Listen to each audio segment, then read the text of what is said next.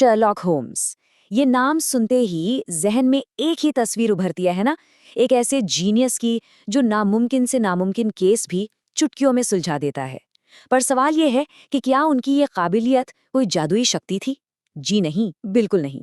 ये एक खास तरह की सोच है, एक स्किल है, और इसके राज अगर खुल जाएं तो इसे कोई भी सीख सकता है। तो असली सवाल यही उठता है, क्या शर्लॉक होम्स की तरह सोचना मुमकिन है? क्या कोई भी अपनी रोजमर्रा की मुश्किलों को एक जीनियस की नज़र से देख सकता है? इसका जवाब है एक बहुत बड़ा हाँ। बस ज़रूरत है अपने दिमाग को सही तरीके से ट्रेन करने की। तो चलिए आज इसी ट्रेनिंग का पहला सबक शुरू करते हैं। कहानी की शुरुआत होती है लंदन की एक धुंध भरी रात से। शहर के एक जाने माने बिजनेसमैन का उसी के ऑफिस में कत्ल हो गया है। मामला इतना ज्यादा पेचीदा है कि स्कॉटलैंड यार्ड के भी हाथ पांव फूल गए हैं। और मौके वारदात पर सुराग के नाम पर जानते हैं क्या मिलता है? बस एक ही चीज, लाश के पास दीवार पर बनी एक लाल रंग की खोपड़ी।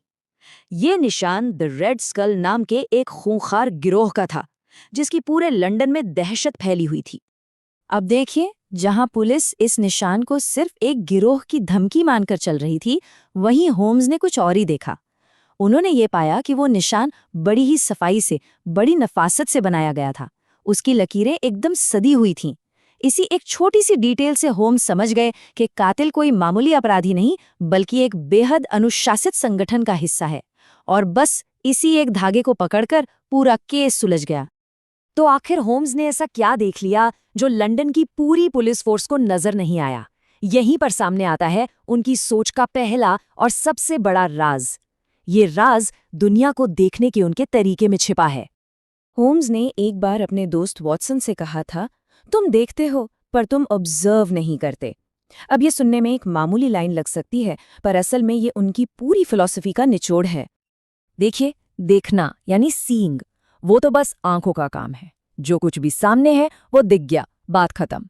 लेकिन ऑब्जर्व करना दिमाग का काम है।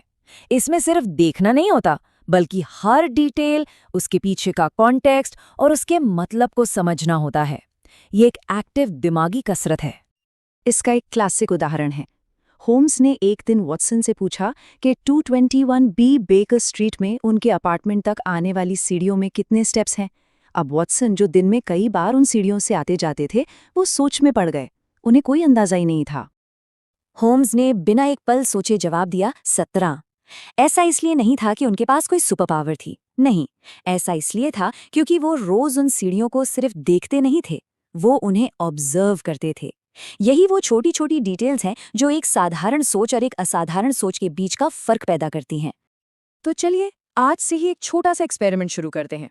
पहला, अपने आसपास की चीजों के रंग, उनकी बनावट, मतलब जो बारीक डिटेल्स हैं, उन पर गौर करना शुरू करें। दूसरा, लोगों से बात करते हुए उनकी बातों के साथ साथ उनकी बॉडी लैंग्वेज और आवाज के उतार चढ़ाव को भी नोटिस करें। तीसरा, छोटी मोटी मेमोरी गेम्स से दिमाग की कसरत करें। और चौथा, रोजमर्रा की चीजों में छोटे छोटे बदलाव या गड़बड़ियों को पकड़ने की कोशिश करें। ठीक है, तो अब जानकारी इकट्ठा करना तो शुरू कर दिया, पर इस सारे डेटा का होगा क्या? यहीं पर आता है होम्स का दूसरा सीक्रेट, दिमागी स्टोररूम को सही तरीके से मैनेज करना। लेखिका मारिया कोनिकोवा अपनी किताब में इसे ब्रेन एटिक कहती हैं। मतलब हमारा दिमाग एक अटारी या स्टोर रूम की तरह है जिसमें जगह लिमिटेड है। होम्स का मानना था कि एक जीनियस ये बात बखूबी जानता है कि इस स्टोर रूम में क्या रखना है और क्या उठाकर फेंक देना है। ज्यादातर लोगों का ब्रेन एक कबाड़ खाने जैसा होता है। उसमें हर तरह की जानकारी ठूस ठूस कर भरी होती है, काम की भी और बेकार की भी। और नतीजा, जब किसी जरूरी चीज की जरूरत पड़ती है तो वो इस कबाड़ में कहीं मिलती ही नहीं है। वहीं एक मास्टरमाइंड का ब्रेन अटैक वो एक स्पेशलिस्ट के टूल बॉक्स जैसा होता है। उसमें सिर्फ वही औजार होते हैं जो काम के हैं, और हर औजार अपनी सही जगह पर होता है ताकि जरूरत पड़ने पर फौरन मिल सके। बाकी सारा कबाड़ बाहर। तो अपने दिमागी स्टोर रूम का आर्किटेक्ट कैसे बना जाए? इसके 4 सीधे सरल सिद्धांत हैं। पहला, सिर्फ वो जानकारी स्टोर करें जो आगे काम आ सकती है। दूसरा, खैर जरूरी बातों से दिमाग को खाली रखें। तीसरा, अपनी जानकारी को करीने से सजाएं ताकि उसे एक्सेस करना आसान हो। और चौथा, समय समय पर अपने जरूरी फैक्ट्स को रिवाइज करते रहें। तो क्या एक्टिव ऑब्जर्वेशन और एक ऑर्गेनाइज्ड ब्रेन एटिक बस यही थे होम्स के सीक्रेट्स?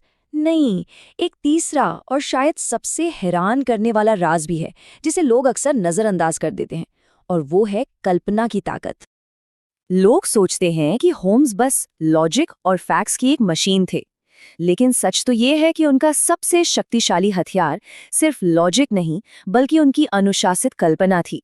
वो सिर्फ सबूतों के आधार पर नहीं सोचते थे, बल्कि उन सबूतों से आगे जाकर संभावनाओं को इमेजिन करते थे। उनकी क्रिएटिव सोच का इंजन था एक बहुत ही आसान सा सवाल: अगर ऐसा होता तो क्या होता? यही सवाल उन्हें उन थ्योरीज तक ले जाता था जहां कोई और पहुंचने की सोच भी नहीं सकता था। और ये कोई हवा में तीर चलाना नहीं था, इसका भी एक प्रोसेस था। पहला, किसी भी केस के हर मुमकिन सिनारियो की कल्पना करो। दूसरा, हर सिनारियो के अंजाम को अपने दिमाग में एक फिल्म की तरह चलाकर देखो। और तीसरा, इन सभी कल्पनाओं का विश्लेषण करके उस एक नतीजे पर पहुंचो जो सबसे ज्यादा लॉजिकल हो। तो ये हैं शर्लॉक होम्स की सोच के पीछे के 3 राज। और ये सिर्फ दिलचस्प कहानियां नहीं हैं, बल्कि ये एक पावरफुल मेंटल टूल किट है जो अब सबके लिए मौजूद है। चलिए इस टूल किट को एक बार फिर से देख लें। पहला टूल है एक्टिव ऑब्जर्वेशन, यानी वो देखना जो बाकियों को नजर नहीं आता। दूसरा, ब्रेन एटिक, यानी अपने ज्ञान को एक प्रोफेशनल की तरह मैनेज करना।